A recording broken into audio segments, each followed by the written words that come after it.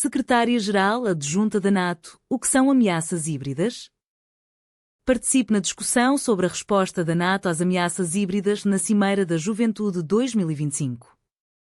So, I would like to give the floor to our audience, and if you have any questions, please raise your hand so that we can send a microphone to you. Yeah, here we go. Let's start. Hello. Oh, sorry. Sorry. Hello, I'm from Georgia, and it's really politically, tense situation in my country. I want to thank all of you for organizing this event. It really means a lot to engage youth policymakers into all the democracy and what we all stand for. I have a question, since you mentioned about the hybrid threats. Hybrid warfare, including cyber attacks, disinformation, campaigns, and political interference, has become a key part of modern politics. As we've seen in Georgia and in Ukraine and in Montenegro too, given the increasing frequency and sophistication of these threats, what is NATO doing to strengthen cyber resilience, but also not only within the members of NATO, but also in the partners, and like Georgia. And how does the alliance plan to deter or respond to the hybrid threats that fall below the threshold of traditional military aggression? Thank you. Maybe we can thank you so much for your question. Let's get two more and let our DSG to answer this. And gentlemen in the front, please, you stood up already. And yeah, you need the mic. Yes. Okay. Hello, everybody. My name is Joseph, and I'm also happy to be here at this conference. It's my first time here, and I really, when I look around me, I already met one of really amazing young people who are really inspired to be leaders of the future. And now with the political steam happening more frequently, and it's accelerating the day we go, I think it's really important to actually tell people more about politics, what's happening in another country. For example, I'm from Slovakia, and every day we are hearing about the lost life of Ukrainian soldiers and many also other soldiers. They're one of the bravest people in the world. They're protecting democracy right at the door to Russia. So we should not really ignore this. And now in the modern times, when somebody asks you a question about war, how would you think a war is waging? Like, what does the war look like? They will imagine World War I, the trenches, maybe the bombardment tactics of World War II, the Blitz and everything. But now in this modern age, I think the misinformation warfare or the psychological warfare is one of the greatest strengths of Russia. That's why I wanted to ask, what's the NATO standpoint on this topic? How can we ensure that not only we are not losing the lives on the front, but also the right and healthy mindsets within our country? Right now we can see a really big political presence about movement of leave NATO, Slovakia should leave NATO and Europe. And me personally, when I see one of my fellow friends even saying that the NATO is bad, I just don't know what to say. And sometimes one voice is not enough. I can tell, I can ask them a question, compare, but sometimes you need a bigger authority to set the motion of this forward thinking. So my question once again is, what's the NATO standpoint on this topic? Thank you very much. Thank you. And before we conclude the third and last question of this round, thank you. It was a great question. But in order to expand our chance and time with Ms. Deputy Secretary General, let's try to keep the questions a bit short and brief. So I'd really appreciate it. And please, yes, please.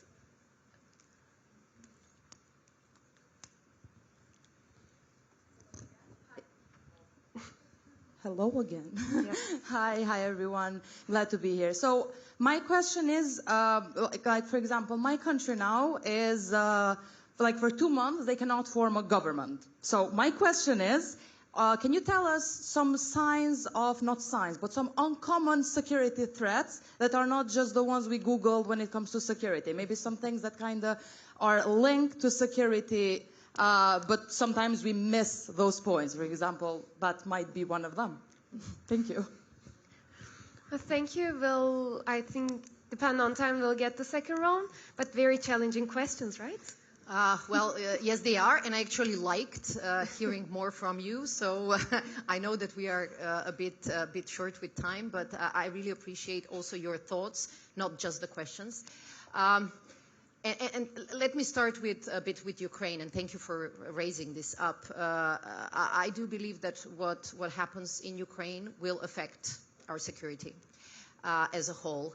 And the solidarity that was provided, the support that was provided by a huge number of allies was the difference between, leaving Ukraine without any assistance alone and supporting it. And it was really remarkable to see that this year allies have actually exceeded even some of their pledges by providing military assistance beyond the 20 billion that was announced.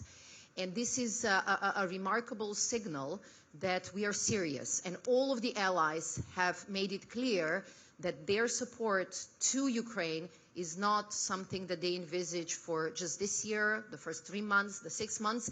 It is long-term. And by doing this, we are developing and supporting the Ukrainian defense forces, but we are clearly also creating an additional deterrence and defense for our alliance as well. And of course, the alliance is as good as it is adaptable, and you said this initially. You could say that the war in the trenches is the war of the past. Actually, what we have seen in Ukraine is that war comes in all forms, and you have to be prepared for everything. You have to be prepared for the trenches, but you have to be really prepared for the drones. You have to be prepared for the different hybrid attacks. We have seen a lot of sabotage throughout the alliance. We have seen attacks to critical infrastructure, especially undersea infrastructure in the north, in the Baltic Sea. And our strength is the adaptability, our strength is unity, our strength is the solidarity among us. So, for example, when I think Montenegro was the first country who actually got the support from the hybrid support team from NATO when they dealt with the attack. And we have offered, and several allies have already seized it. But of course, on hybrid and in supporting partners, there is always more you can do because technology is changing, because our vulnerabilities are changing. And this is actually where the knowledge of younger generation comes as extremely important. Because, the things that we consider to be very complicated for you, they're a piece of cake. And we have seen really a drive among a younger generation of people who have done technology to move into the security field, to develop capacities, to develop new defenses. And this is what we appreciate very much. You never plan a career either in politics and sometimes not even in security. I did engineering when I was young, and I did only 2 years of engineering in my career. But once you develop this knowledge of problem solving, building networks, power, it is helpful in politics. So I advise all of you who are very enthusiastic about technology, security is a domain that will be booming. There will be huge investments, enormous opportunities, and we want the best and brightest there. And by doing this, we will be able to support allies and partners even more. You're absolutely right. Quite a number of our partnerships with different countries, including Georgia, contain the element of supporting counter-hybrid activities. And we will continue to do so. But of course, a partnership depends on both sides. So, we are ready. And the countries with which we conclude partnership agreements, they need to be ready and interested. And this brings me to the third and probably most complicated question, but it's a bit connected to us generally as societies. Maybe my political background is still stronger than my defense background. I do believe that we have to look deep within our societies and really discuss and think about our vulnerabilities. I come from a very diverse country in many respects, ethnically, linguistically, religiously. These are not easy countries. And they always have additional challenges. But unless you do the work internally yourself, there is no magic solution. And here I might say no external support can help you deal if you are not prepared to invest in a more cohesive, a more resilient, and a more open community. So I would say look at your own vulnerabilities and try to solve the problems, because putting problems under the carpet usually ends up with a big boom in front of your face. So avoid this. On everything else, as an alliance, we can provide the capabilities, we can provide the support, but each and every ally is much more efficient in dealing with some of their own specifics, and we follow the lead of the allies. So I count on all of you to help us with this. Again, as you said, Article 4 is before Article 5. Yeah.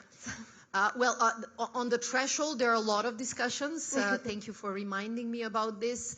There are various ways in which a hybrid attack can really undermine your capacity to deter and defend.